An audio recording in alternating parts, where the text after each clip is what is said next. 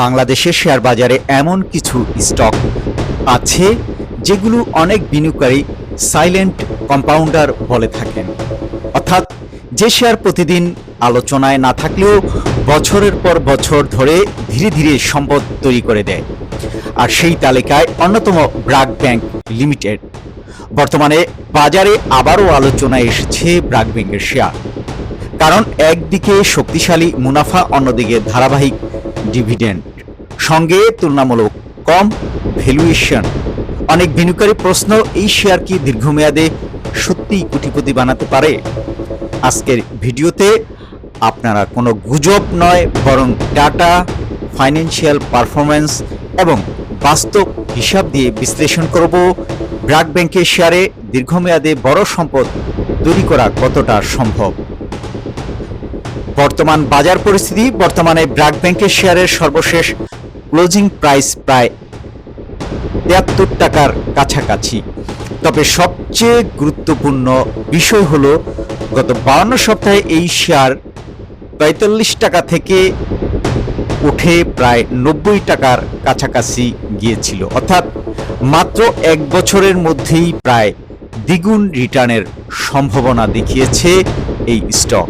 এখানেই প্রশ্ন আসে, এটি কি শুধু সাময়িক উত্থান, নাকি এর পেছনে শক্তিশালী ফান্ডামেন্টাল রয়েছে? ডাটা বলছে ব্র্যাক ব্যাংকের ভিত অনেক শক্ত। ব্যাংকটির বর্তমান মার্কেট ক্যাপ প্রায় ১,৪১,০০০ কোটি টাকা। বাংলাদেশের ব্যাংকিং খাতে এটি অন্যতম বড় স্থিতিশীল প্রতিষ্ঠান।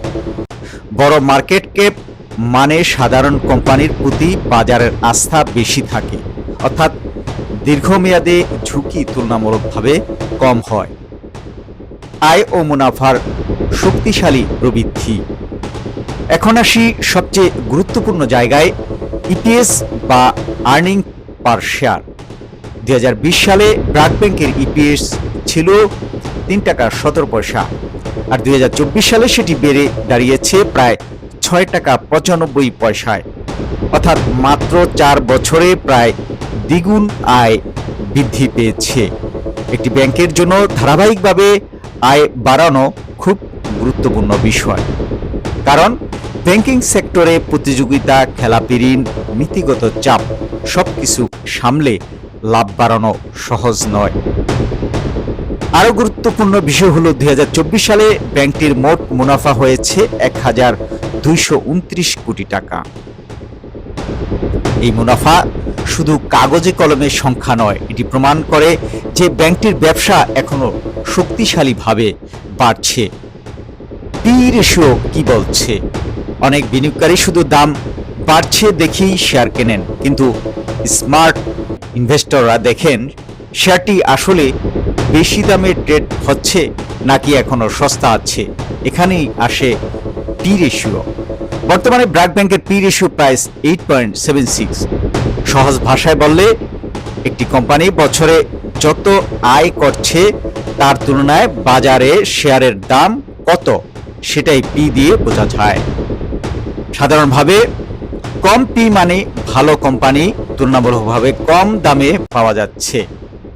তাই অনেক বিশ্লেষকের মতে ব্র্যাক ব্যাংকের বর্তমান ভ্যালুয়েশন এখনো আকর্ষণীয় অবস্থানে রয়েছে।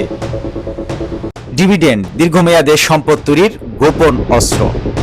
শুধু শেয়ার দাম বাড়লেই বিনিয়োগকারীরা লাভবান হন না, দীর্ঘমেয়াদে সবচেয়ে বড় শক্তি হয়ে দাঁড়ায় ডিভিডেন্ড। ব্র্যাক ব্যাংক গত কয়েক বছর ধরেই ধারাবাহিকভাবে লভ্যাংশ দিয়ে আসছে। ২০২৪ সালে ব্যাংকটি দিয়েছে ১২.৫% ক্যাশ ডিভিডেন্ড এবং ১২.৫% বোনাস ডিভিডেন্ড। এখন অনেকেই ভাবতে পারেন, ডিভিডেন্ড দিয়ে কি হবে? কিন্তু বাস্তবতা হলো, এই ডিভিডেন্ড যদি আবার শেয়ারে পুনঃবিনিয়োগ করা হয়, তাহলে তৈরি হয় কম্পাউন্ড গ্রোথ। বিশ্বের অনেক বড় বিনিয়োগকারী দীর্ঘমেয়াদে সম্পদ তৈরি করছেন ঠিক এই কৌশলে। তাহলে কোটিপতি হওয়ার হিসাব কি বলছে? এখন আসি সবচেয়ে গুরুত্বপূর্ণ অংশে। ধরা যাক আজ একজন বিনিয়োগকারী ব্র্যাক ব্যাংকের শেয়ারে ১০ লাখ টাকা বিনিয়োগ করলেন। বর্তমান ৭১ টাকা দরে তিনি প্রায় ১৪,০০০-এর বেশি শেয়ার পাবেন। এখন যদি আগামী 5 থেকে 7 বছরে শেয়ারের দাম 70 টাকা থেকে 140 টাকায় যায় এবং প্রতি বছর গড়ে 10 থেকে 12% ডিভিডেন্ড পাওয়া যায়, তাহলে শুধু শেয়ারের মূল্যই দাঁড়াতে পারে প্রায় 20 লাখ টাকা। আর ডিভিডেন্ড ও বোনাস যুক্ত করলে মোট ভ্যালু 25 থেকে 30 লাখ টাকায় পৌঁছতে পারে। এখন যদি এই প্রবৃদ্ধি 10 থেকে 12 বছর ধরে চলতে থাকে এবং বিনিয়োগকারী ধৈর্য ধরে শেয়ার ধরে রাখেন, তাহলে 1 কোটি টাকার সম্পদ তৈরি হওয়াও অসম্ভব নয়। এখানে রাতারাতি ধনী হওয়ার গল্প নেই, বরং রয়েছে ধৈর্য, সময় এবং কম্পাউন্ডিং শক্তি।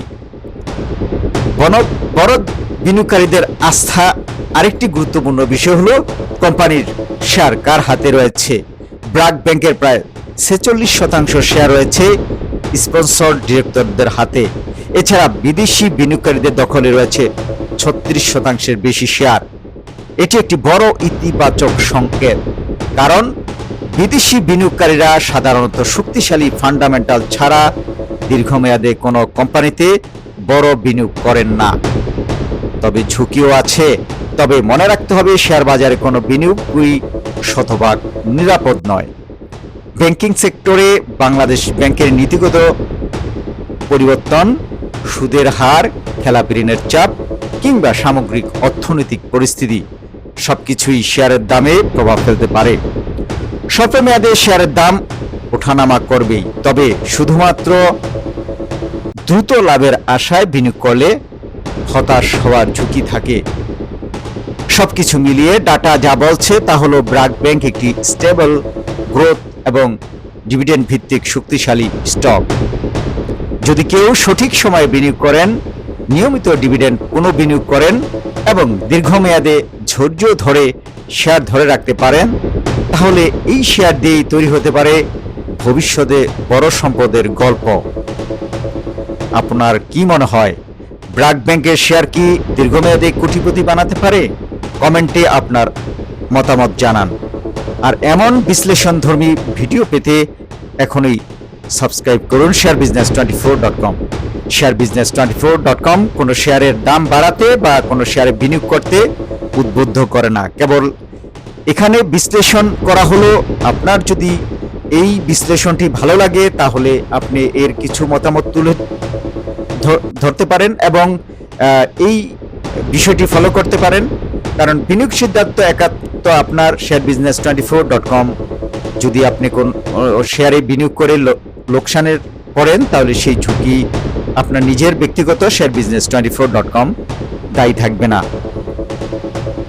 সবার জন্য শুভকামনা। ধন্যবাদ।